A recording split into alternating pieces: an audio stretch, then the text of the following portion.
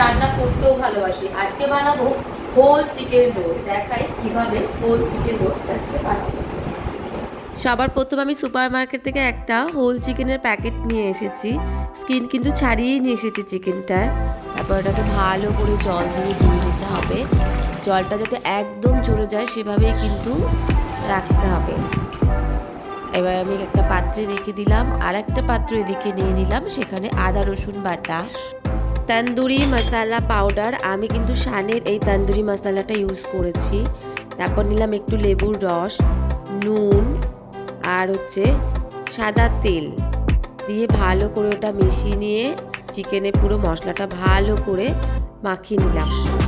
একটু ভালো করেই মাখাতে হবে, আর চিকেনটা কিন্তু মাঝখানে একটু চিড়ে চিড়ে দিতে হবে যাতে মশলাটা ভালো করে ভেতরে প্রবেশ করতে পারে। এই রকম অবস্থাতেই 30 মিনিটের মতো আমি চাপা দিয়ে রাখবো। 30 মিনিট হয়ে গেলে আবার দেব কিছুটা দই।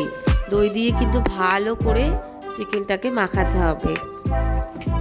চিকেনটা ম্যারিনেশন হয়ে গেলে কিন্তু আমি রেফ্রিজারেটরে 3-4 ঘন্টার জন্য রেখে দেব।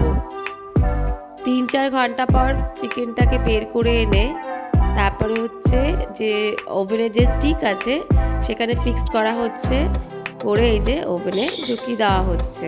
ওভেনটা কিন্তু 5 মিনিটের জন্য প্রিহিট করা ছিল। এবার আমরা টেম্পারেচার 210 ডিগ্রিতে দিয়ে কিন্তু স্টার্ট করে দিলাম। আর মাঝে মধ্যেই কিন্তু আমি কিচেনে এসে দেখে যাচ্ছিলাম ব্যাপারটা কি আদৌ হচ্ছে।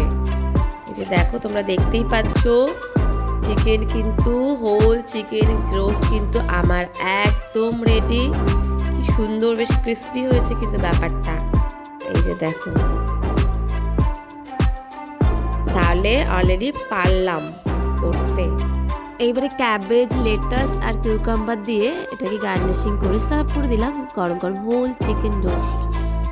তাহলে আর দেরি না করে তোমরাও বাড়িতে ঝটপট তৈরি করে নাও। Bye bye.